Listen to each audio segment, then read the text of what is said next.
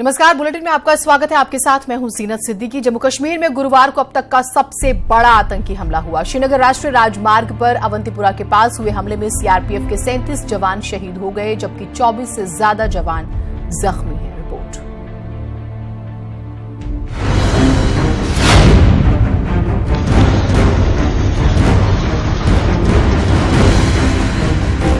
जम्मू कश्मीर के पुलवामा में अवंतीपुरा इलाके में सीआरपीएफ के एक काफिले पर आतंकियों ने हमला कर दिया। पूरी प्लानिंग के साथ काफिले के रास्ते में एक कार में विस्फोट के जरिए यह हमला किया गया, जिसकी चपेट में सीआरपीएफ के काफिले की एक बस आ गई। जानकारी के मुताबिक आतंकियों ने आईईडी ब्लास्ट के जरिए हमला किया। सड़क किनारे एक गाड़ी में आईईडी प्लांट किया गया था। जैश-ए मोहम्मद के आदिल अहमद ने जिम्मेदारी ली है। उरी अटैक के बाद आतंकियों का दूसरा बड़ा हमला है। खुफिया एजेंसियों ने 7 दिन पहले इसे लेकर अलर्ट जारी किया था। सुरक्षा बलों के डिप्लॉयमेंट और रास्ते में हमले को लेकर अलर्ट था। इस हमले से पूरे देश में शोक की लहर दौड़ गई। पीएम मोदी ने अपने ट्वीट में हमले में शहीद जवानों की शहादत बेकार नहीं जाने की बात कही है। अभी तक जो भी इंफॉर्मेशन मिला है, it looks like a powerful explosive and the impact has been quite a bit. Sir, पहले इनपुट भी मिला हुआ था, कहा जा रहा है कि कुछ ये टाइप का इनपुट मिलता रहता है। ये टाइप का इनपुट के ऊपर हम भी कार्रवाई करते हैं, हम भी बाकी लोगों को अलर्ट करते हैं। ये मानना है कि तमाम जो पॉलिटिकल पार्टीज को उनको इकट्ठा होना चाहिए, एनडीए गवर्नमेंट के साथ मिलकर कोई इसमें कोई रास्ता निकालना चाहिए ताकि ये खून खराबा हमेशा के लिए बंद हो जाए। पुलवामा हमले के बाद सुरक्षा एजेंसियां अलर्ट पर आ गई हैं। साथ ही एनएसए अजीत डोभाल अपडेट्स पर नजर रख रहे हैं। Bureau report, news 18 network. आतंकियों के नापाक हमले में यूपी के भी 6 जवान शहीद हुए हैं। शहीदों के परिजनों पर गम का पहाड़ टूट पड़ा है। वहीं पाकिस्तान पोषित आतंकी संगठन जैश-ए मोहम्मद की कायराना हरकत पर देश उबल रहा है। लोग पुलवामा आतंकी हमले में शहीद सीआरपीएफ जवानों को श्रद्धांजलि दे रहे हैं। वहीं मोदी सरकार के सिर के बदले सिर लाने की सरकार से जो है वो मांग कर रहे हैं।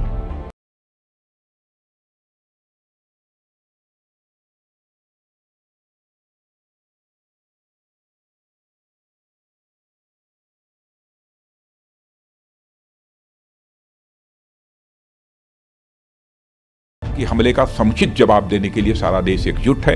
हम अपनी जिम्मेदारियों को अच्छी तरह समझते हैं और देश की जनता को यह भरोसा देते हैं कि इस पर जो भी कार्रवाई करना आवश्यक है उसे करने में हम कोई कसर नहीं छोड़ेंगे।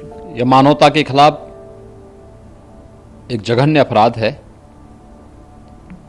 हमारे जवानों का बलिदान व्यर्थ नहीं जाएगा। आतंकवाद के खिलाफ लड़ाई किसी दल या व्यक्ति की नहीं बल्कि पूरे देश की है। इस दुखद घड़ी में एक एक देशवासी आपके साथ है।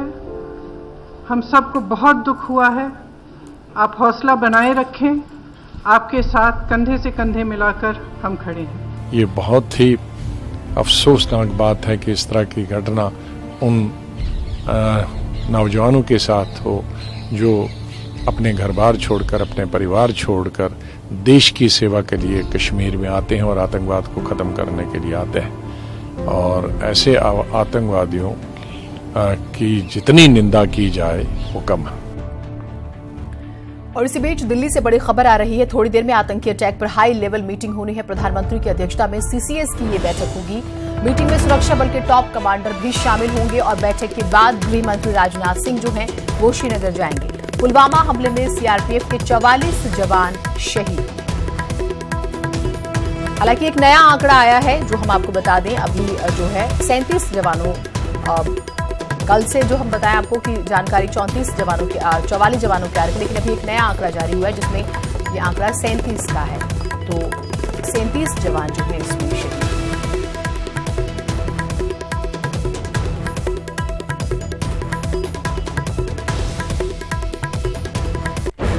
पुलवामा आतंकी हमले में 37 जवान शहीद हुए हैं, जिसमें उत्तराखंड के भी 2 जवान शामिल हैं। उत्तरकाशी और खटीमा के जवान जो हैं इसमें शहीद हुए हैं। खटीमा के भूड़िया गांव के रहने वाले वीरेंद्र जो हैं वो शहीद हुए हैं और सीआरपीएफ में कांस्टेबल के पद पर तैनात थे। परिवार में मातम है और जिस तरीके से तस्वीरें आ रही हैं, आपको बहुत बड़ा कलेजा चाहिए सोशल मीडिया पर। अगर आप किसी भी तरह से किसी भी रूप में एक्टिव हैं तो जो तस्वीरें हैं वो बहुत मुश्किल करने वाली हैं, और कोई भी ऐसी कल्पना तो नहीं करता।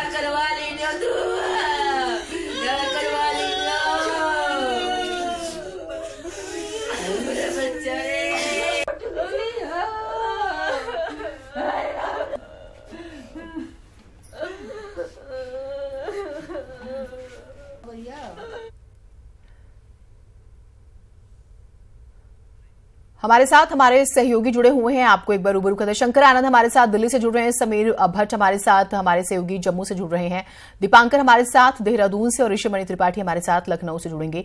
सबसे पहले हम जम्मू का रुख करते हैं। समीर भट्ट हमारे साथ हमारे सहयोगी जुड़े हुए हैं। समीर, आपसे अभी वहां की स्थिति जानना चाहेंगे, क्या कुछ ताजा अपडेट्स आ रही हैं? एक एग्जांपल, क्योंकि जो स्टैट्स की बात करें वो 44 था, उसके बाद वो 40 हुआ और अभी 37 है कि 37 जवान जो हैं शहीद हुए हैं। तो अभी की ताजा अपडेट्स क्या हैं?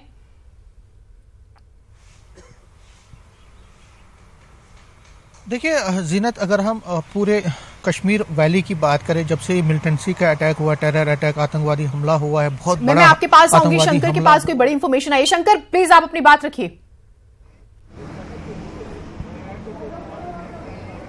इस वक्त में मैं राजनाथ सिंह के आवास पे हूँ। गृह मंत्री थोड़ी देर में निकलने वाले हैं, उनका काफिला आप देख सकते हैं पीछे। अब यहाँ से राजनाथ सिंह यहाँ से निकलने वाले हैं और वो श्रीनगर के लिए मूव कर रहे हैं। तो जो महत्वपूर्ण बैठक हुई थी वो बैठक जो समाप्त हो चुकी है और गृह मंत्री राजनाथ सिंह अब यहाँ से निकल रहे हैं। गृह मंत्री राजनाथ सिंह यहाँ से निकल रहे हैं और यहाँ से निकलने के बाद अब वो सीधे श्रीनगर जाएंगे। आप देख सकते हैं पूरा का पूरा काफिला ये राजनाथ सिंह का है। राजनाथ सिंह अपने आवास से निकलते हुए अब श्रीनगर के लिए मूव कर रहे हैं। यहाँ से अभी फिलहाल अब वो यहाँ से निकल रहे हैं। राजनाथ सिंह को आप देख सकते हैं कि राजनाथ सिंह अपने गाड़ी में काफिले के साथ में अब यहाँ से निकल रहे हैं। तो यहाँ से निकलने के बाद निश्चित तौर पे वो आज पहले प्रधानमंत्री से मिलेंगे। प्रधानमंत्री को मिलकर इस मामले की जानकारी देंगे कि किस तरह से बाकायदा महत्वपूर्ण बैठक में चर्चा हुई, किस तरह से इस मामले पर आगे के लिए ठोस रणनीति बनाई जा रही है। और कल देर रात तक जो बैठक चली राजनाथ सिंह के आवास पर, उसी बात को लेकर आज प्रधानमंत्री से मिलकर के उसको इस बात की जानकारी देंगे। उसके बाद श्रीनगर के लिए रवाना होंगे। और इसके साथ ही आज जिस तरह से आज सुबह में बैठक हुई, कल देर रात में अगर बात करें, यानी कि तकरीबन 3 बजे सुबह तड़के तो उस तक बैठक चलते रही। और जिसमें कि सीआरपीएफ के डीजी वो थे, एनएसए अजीत डोभाल थे, इसके साथ ही तमाम इंटरनल सिक्योरिटी से जुड़े हुए तमाम ऑफिसर्स थे जो इस बैठक में हिस्सा लिए थे। उसके बाद एक ठोस रणनीति बनाई गई और उसी रणनीति के बारे में आज प्रधानमंत्री मोदी को इस मामले की जानकारी देंगे राजनाथ सिंह और उसके बाद श्रीनगर के लिए रवाना हो गए। हालांकि श्रीनगर जाने से पहले इनके साथ में सीआरपीएफ के डीजी आर भटनागर भी होंगे। तो एक तरह से कहा जा सकता है कि राजनाथ सिंह अपने आवास से बाहर निकल चुके हैं। प्रधानमंत्री से मुलाकात होगी, प्रधानमंत्री से मिलकर के इस मामले की जानकारी देंगे, उसके बाद श्रीनगर के लिए कूच करेंगे। तो आज का दिन काफी महत्वपूर्ण है। जिस तरह से सीआरपीएफ पर अटैक किया गया है, इस मामले पर जो रणनीति बनी है उसको हो सकता है कि जल्द से जल्द इम्प्लीमेंट करने का, उसको अंजाम देने के लिए आज काफी महत्वपूर्ण चर्चा हो सकती है। ठीक, आपके पास आएंगे जो है, क्योंकि मीटिंग बहुत जरूरी और हाई लेवल मीटिंग होगी, हम जानकारी दे भी रहे हैं। समीर, आप अपनी बात पूरी कीजिएगा। अभी की अपडेट्स का हम जिक्र करते थे। एक अपडेट तो शंकर ने दी कि गृह मंत्री राजनाथ सिंह जो है वो अपने आवास से निकल गए हैं, फिर एक हाई लेवल मीटिंग होनी है और उसके बाद वो श्रीनगर के लिए रवाना हो जाएंगे।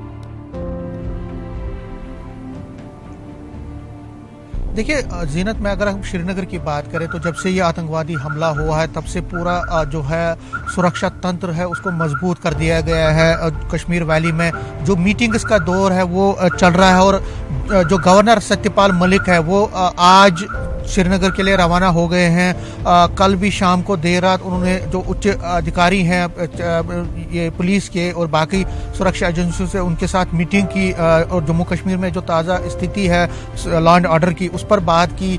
अगर हम जो आतंकवादी हमला हुआ उसके बाद की अगर हम बात करें तो पूरा कश्मीर वैली में बहुत जगहों पे कल शाम से है तकरीबन 15 के करीब जो गांव है जो पुलवामा के क्षेत्र में अवंतीपुरा के अगल बगल में है, वहाँ पे सिक्योरिटी एजेंसीज ने ज़बरदस्त तलाशी अभियान शुरू कर दिया था। कल शाम को देर रात तक वो चला।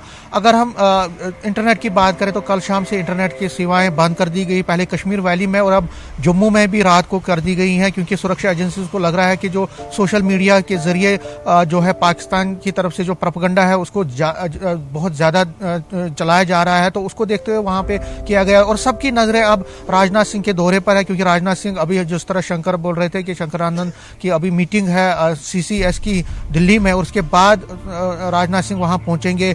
जो NIA के जो अधिकारी है वो भी उनके साथ आएंगे, और इसी तरह से जो NSG के कमांडोज हैं वो भी उस एरिया का जायजा लेंगे जहाँ पे ये आतंकवादी हमला हुआ है।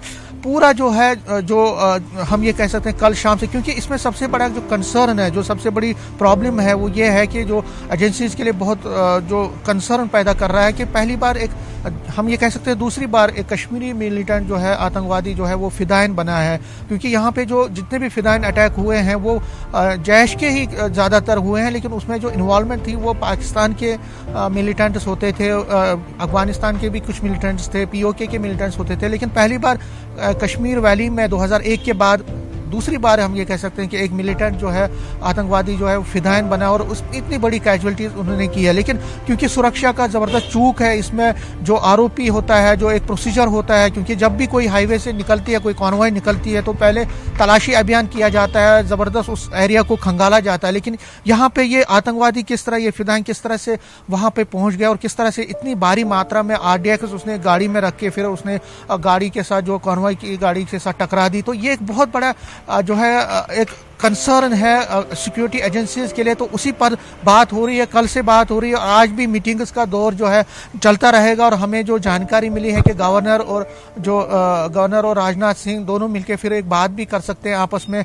और जहां तक जम्मू की बात करें, कश्मीर वैली में तो सिक्योरिटी को मजीद सख्त कर दिया गया है, लेकिन जम्मू की अगर हम बात करें, यहाँ कल शाम से ही लगातार प्रोटेस्ट हो रहे हैं। ये अपना जो आतंकवाद के खिलाफ, पाकिस्तान के खिलाफ लोगों ने कल तवी पुल भी देर शाम को बंद कर दिया था। इसके साथ अगर हम यहाँ पे आज जम्मू बंद की भी कॉल दी गई है, यहाँ पे जो स्कूल है बंद है, ऑफिसेज में लोग बहुत कम जा रहे हैं, और जो पूरा डेजर्ट का माहौल है, बहुत ज़बरदस्त लोगों में गुस्सा है। वो कहते हैं कि आर पार की लड़ाई आप बार बार बोलते हैं कि पाकिस्तान के साथ की जाएगी, लेकिन कुछ होता नहीं है ग्राउंड पे। और लगातार लोगों की एक ही मांग है कि अब बहुत हो गया, अब बहुत सारे हमारे जवान शहीद हुए हैं, बहुत हमने पीड़ा उठाई है, लेकिन अब वक्त आ गया है कि एक डिसाइसिव, आपने बात कही कि पहली बार कश्मीरी कोई जो है वो फिदायन बना। उसका एक रीजन है कि जिस तरीके से ऑपरेशन क्लीन जो है सरकार चला रही है, और उसके बाद से पाकिस्तानी या जैश के किसी भी आतंकी की हिम्मत ही नहीं कि वो एंट्री ले ले। एंट्री लेना बहुत मुश्किल है जम्मू कश्मीर में, और उस वजह से अब उन्होंने क्या किया कि ठीक है, कश्मीर के युवाओं को ही झोंका जाए। और ये एक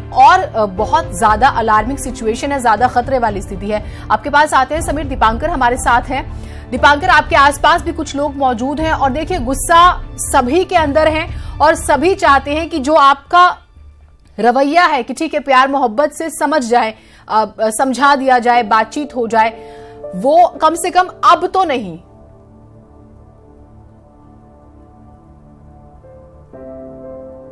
कुछ लोग यहाँ पर मौजूद है इस आतंकी घटना के बाद। क्या आप लोग मानते हैं कि बातचीत नहीं होनी चाहिए, अब तो सीधा प्रहार होना चाहिए।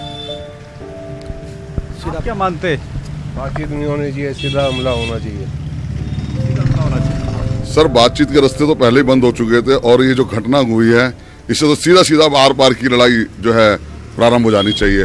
और इस जो है देश की इस मुहिम में हम दूनवासी कंधे से कंधा मिला के अपने सैनिकों के साथ हैं। अगर जरूरत पड़ेगी तो हमें सीमाओं पे अगर भेजा जाता है तो सबसे पहले हम लोग वहाँ जाके इस आर पार की लड़ाई में अपना सहयोग प्रदान करेंगे। आप भी मानते हैं कि? बिल्कुल जी, बिल्कुल हम भी मानते हैं इस बात को कि आर पार की लड़ाई होनी चाहिए। अब बहुत बर्दाश्त हो गया, बहुत ज़्यादा बर्दाश्त नहीं हो सकता। तो बातें भी होती है, मतलब उत्तराखंड के तो कई जवान शहीद होते हैं, बहुत ज़्यादा शहीद हो चुके हैं उत्तराखंड के जवान। अब बातचीत नहीं कोई भी, अब तो हमला होना चाहिए। तो बातचीत नहीं, अब तो सीधा प्रहार होना चाहिए। बहुत हो चुका है, इससे ऊपर क्या होगा? इतने जवान शहीद हो गए, अब आर पार की लड़ाई होनी चाहिए जो भी है। आप भी ये मानते हैं? इधर आइएगा आगे।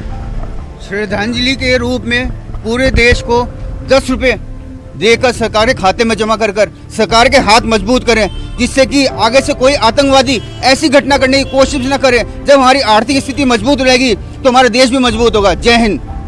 सिर्फ ऐसा आप ये मानते हैं कि सिर्फ आज तक बातें हुई है, अभी तक कार्रवाई नहीं हुई, कोई ठोस कार्रवाई नहीं हुई, आप ये मानते हैं? बहुत ही दुखद है। ये पूरे देश, पूरे भारतवासियों के लिए बहुत ही दुखद विषय है। और हमारा कहने का इस टाइम जो बिल्कुल जो है हमारे प्रधानमंत्री, पूरे देश की निगाहें हमारे प्रधानमंत्री जी पे हैं कि इस टाइम बिल्कुल कड़ा निर्णय लेकर पाकिस्तान को ऐसा सबक सिखाना चाहिए कि कभी सिर उठाकर पूरी भविष्य में वो हमारे देश की तरफ देख भी ना पाए। अब सबसे बड़ी सर्जिकल स्ट्राइक एक बार और होनी चाहिए कि अब की बार पाकिस्तान क्या, पूरा हिंदुस्तान क्या, पूरा विश्व इसको याद रखे। आपने एक बात कही, आप इधर आइएगा, आपने इस एक बात कही कि सैनिकों को जितना मिलता है सभी की जो है यही रिएक्शंस आ रहे हैं और ये देश भी चाह रहा है। ऋषभ मणि त्रिपाठी भी हमारे साथ हैं। ऋषभ, यूपी ने भी अपने 6 जवान खोए हैं और हम तो खैर इसे स्टेट्स में क्यों ही बांटे, भारत माँ ने अपने वीर जवान खोए हैं और किसी और की लापरवाही और हमें कहें कि पाप की वजह से। लखनऊ में क्या कुछ लोग कह रहे हैं, क्या कुछ वहां से निकल कर आ रहा है?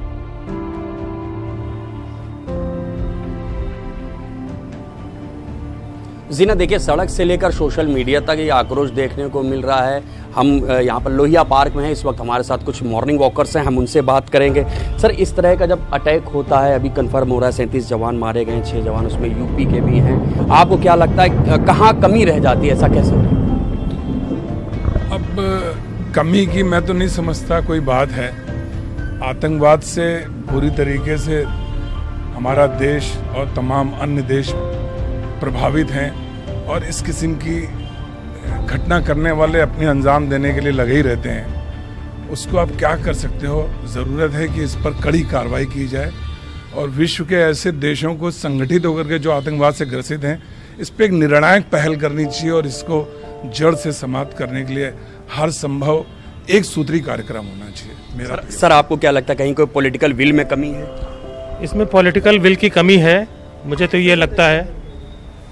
और जो घटना कल हुई है ये बहुत कायरतापूर्ण है, दुखद है, इसने खून खौला दिया है और ऐसी घटना को रोकने के लिए भारत सरकार को कड़े कदम उठाने चाहिए, उनके घर में घुस के मारना चाहिए, उनको भून के जला देना चाहिए।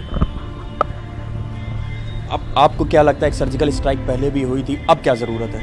देखिए, सर्जिकल स्ट्राइक का कुछ तो असर हुआ था क्योंकि उसके बाद कुछ दिन तक हमले नहीं हुए, लेकिन मुझे लगता है कि अब उससे एक कदम आगे बढ़ना पड़ेगा। जैसा अभी सर ने कहा कि घर में घुस के मारने वाली बात, थोड़ा सा इसमें संयम के साथ करें, लेकिन करना ऐसे ही पड़ेगा। अब बातचीत से काम नहीं पड़ेगा। और एक चीज़ मैं और कहना चाहता हूँ कि जिस तरह से कल मैं देख रहा था कई सारे राजनीतिक दलों की जो प्रतिक्रिया थी, उसमें अब राजनीति खत्म होनी चाहिए, सारे दलों को मिलकर। देखिए, हमारी विडंबना ये है कि हम अंदर से टूटे हुए हैं। जिस दिन हम खुद जुड़ जाएंगे, हमारा दुश्मन अपने आप ही डर जाएगा। हमारे दुश्मन का मनोबल इसीलिए बढ़ता है कि वो जब देख लेता है कि हम आपस में ही एक नहीं हैं, तो उनका मनोबल बढ़ जाता है। तो एक बार हमें अपना मनोबल भी तो दिखाना पड़ेगा ना कि हमारी क्या स्थिति है। जीनत, देखिए, लोगों की भी यही राय सामने आ रही है कि आतंकवाद से ग्रस्त जितने भी देश हैं उनको एकजुट होना होगा, एक मंच पे आना होगा, एक निर्णायक पहल करनी होगी। साथ ही साथ ये भी बात देखिए जनता से सामने आ रही है, ठीक बात है, सभी को एकजुट होना होगा और ये पॉलिटिकल फेलियर है और सिर्फ रूलिंग पार्टी का नहीं, तमाम राजनीतिक दलों का फेलियर है और सभी को एकजुट होना होगा। स्टेटमेंट से काम नहीं चलेगा और टीवी स्क्रीन पर चिल्लाने से भी कुछ नहीं होने वाला। आप लोगों के पास, आप लोग जुड़े हमारे साथ, बहुत शुक्रिया। और न्यूज़ 18 जो है नम आंखों से श्रद्धांजलि देता है तमाम जवानों को। फिलहाल बुलेटिन में इतना ही, दीजिए इजाजत।